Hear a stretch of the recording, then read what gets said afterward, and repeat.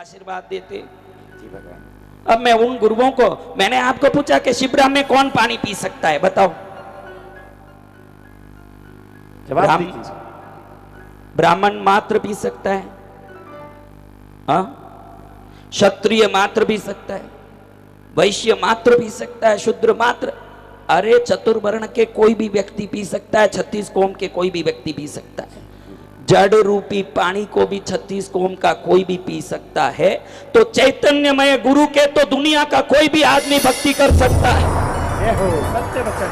वो किसी गच्छ पंथ का नहीं होगा।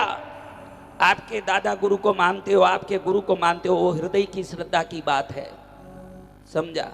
लेकिन आदर जितने पंथ गच्छ के गुरु हैं सबका किया करो। जब आप हरेक का सम्मान करोगे, ये भारत सर्वशक्तिमय देश तब नहीं बनेगा जब न्यूक्लियर बम पैदा कर लेगा, तब नहीं बनेगा जब फाइनेंशियल कैपेसिटी बढ़ा देगा।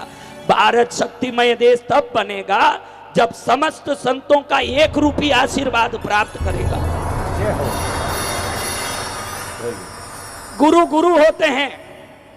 स्थानक वासियों में एक जयमल जी महाराज हुए हैं। जी भगवान। स्थानक वासी कोई बैठे हों, यहाँ कोई हैं तो हाथ ऊंचा करें।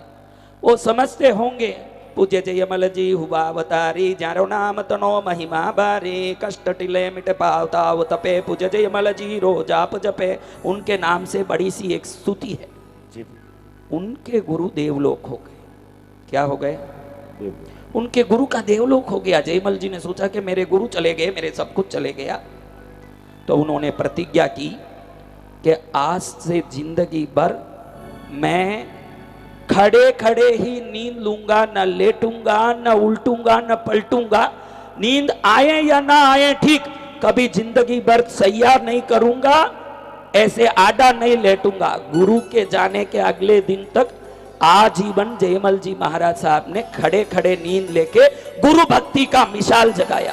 जय हो सत्य वचन। गुरु अद्भुत हुए हैं। 13 पंथियों के भिक्षु स्वामी हुए, जिन्होंने अपने क्रांति का बुलंद आवाज उठा के धर्म में धीरे धीरे फैलने वाले रूढ़ियों को समाप्त करके नई चेतना जगाई।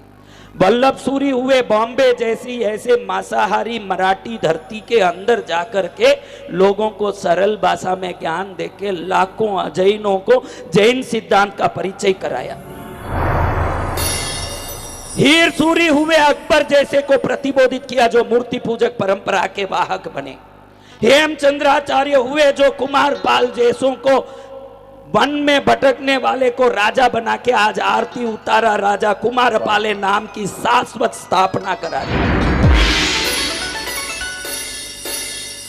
कितने संत। मेरे को कई लोग पूछते हैं, आप चप्पल तो पहनते हो नहीं, लोच भी करते हो, कहीं बिना काम जाते भी नहीं हो, फिर ये वाहन क्यों रखा है, वो छोड़ दें तो चले। मैंने उनको समझाया, मैं ये एक आदमी से प्रभावित हूं जीवन में। किससे? वो हैं वैष्णव संप्रदाय के संत रामानुजाचार्य।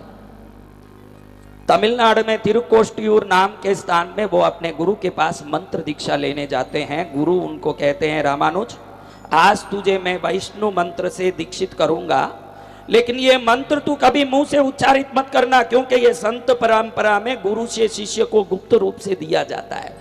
अगर इसको कोई बाहर बोलता है तो वो नरक में जाता है, क्योंकि परमात्मा का दिव्य गुप्त नाम है ये। इसको उच्चारित मत करना, तू गुप्त इसकी साधना करना, इससे तू मोक्ष में जाएगा, क्योंकि ये मोक्षदायक मंत्र है। अष्टाक्षरी मंत्र नमो भगवते वासुदेवाय उन्होंने दिया। अब इस मंत्र को लेकर के सीधे तिरुकोष्टियूर में एक विष्णु मंदिर है, उस पर ऊपर चढ़ गए रामानुजाचार्य शिखर पर। शिखर के ऊपर चढ़ के पूरे गांव वालों को बुलाते हैं, गांव वासियों आओ आओ, ग्राम वासियों आओ आओ। गांव के लोग इकट्ठे हो गए कि कोई दिव्य तेजस्वी साधु हमको बुला रहा है। वो जमाना जब साधु बुलाते ही लोग आ जाते थे, क्योंकि तब आशाराम बापू ने निर्मल बापू पैदा नहीं हुए थे। 2-4 कचरे पैदा हो जाएं तो सब पर मन में श्रद्धा उठ जाए। लेकिन ध्यान रखना, ये धरती कभी क्षत्रिय शून्य नहीं होगी, यहाँ वीर कभी भी पैदा होंगे। इसीलिए नरेंद्र मोदी पैदा हुए हैं, यहाँ वीर पैदा होंगे। जय हो जय हो। ये धरती क्षत्रिय शून्य नहीं होगी। ये धरती समृद्धिमान शून्य नहीं होगी। इसीलिए जैन धर्म में बड़े बड़े दानवीर आज भी मंदिरों में 10 करोड़ 25 करोड़ की चढ़ावा लेते, क्योंकि ये धरती दानवीरों से कभी शून्य नहीं होगी। ये धरती निर्मल साधुओं से भी, उत्तम साधुओं से भी, पवित्र साधुओं से भी, चरित्रमान साधुओं से भी कभी शून्य नहीं होगी। वो भी होते ही रहे। एक आधे पापी निकल गए तो दुनिया पापी नहीं है। रामानुजाचार्य ऊपर चढ़ के सबको बोल रहे हैं, गांववासी आओ आओ। सब गांववासी आ गए। ये कहते मैं अभी एक मंत्र बोलूंगा, मेरे गुरु ने बोला है, इसको तुम बोलोगे तो मोक्ष में जाओगे, वैकुंठ में विष्णु के पास जाओगे। लोग खुश हो गया कि एक बार बोलो मोक्ष जावे। किसको नहीं चाहिए? उन्होंने जोर से बोला नमो नारायणाय। क्या बोला? गुरु भाई पास में आश्रम में रहते थे, सुन लिया कि भाई इसको जो गुप्त मंत्र दिया, जो परंपरा से गुप्त आया, उसको ये जोर से चिल्ला रहा है। लाखों लोग एक दूसरे को बोलने लगे ये बोल दो, इससे मोक्ष होगा। पूरी दुनिया में फैल गई। गुरु आंखें लाल करके आगे, नालायक, तुझे बोला कि इसको बोलने से तू नरक में जाएगा, फिर भी तू ये बोला। हाथ जोड़ के कहते हैं गुरुदेव क्षमा करना, मुझ पापी को विचार आया मेरे एक के नरक में जाने से पूरी दुनिया स्वर्ग में जा सकती है, मोक्ष में जा सकती है, तो मुझे नरक में जाना मंजूर है, क्योंकि पूरी दुनिया स्वर्ग में जाएगी। जय गुरुदेव। भूल के भी मैं वाहन छोड़ने वाला नहीं हूं, क्योंकि वाहन में जाने से ही अमेरिका जाके, लंदन जाके मांस के विरोध में, मदिरा के विरोध में प्रचार कर पा रहा हूं। मुझे अपने लिए चरित्र का पालन करके मोक्ष में नहीं जाना है। जाने दो मुझे नरक में, ये दुनिया को स्वर्ग में बेच के रहूंगा। जय काला गुरुदेव का। जय गुरुदेव। मैंने इसी रामानुजाचार्य के कथा से मैंने प्रचार शुरू की कि भले ही मुझे जो लगे लगे, जंगलों में पैदल चल चल के मेरा जीवन नहीं बिगाड़ूंगा, मेरा समय नहीं बिगाड़ूंगा। समाज में ऐसे पहुंचूंगा जो तीर की तरह पहुंच के शल्य की तरह छुपने वाली फोड़े की सर्जरी करके रहूंगा। जय हो, जय हो। ऐसे रामानुजाचार्य हुए, वल्लभाचार्य हुए, सनातन धर्म के स्थापक आदि शंकराचार्य हुए। ये धरती संतों की परंपरा की धरती, और आज अनंत ब्रह्मांड में रहे हुए समस्त संतों का, किनका, कौन कौन आशीर्वाद लेना चाहता है? लेना चाहता है? बहनों पर्स खोल के देखा, कुछ आया? कुछ आया? नहीं आया?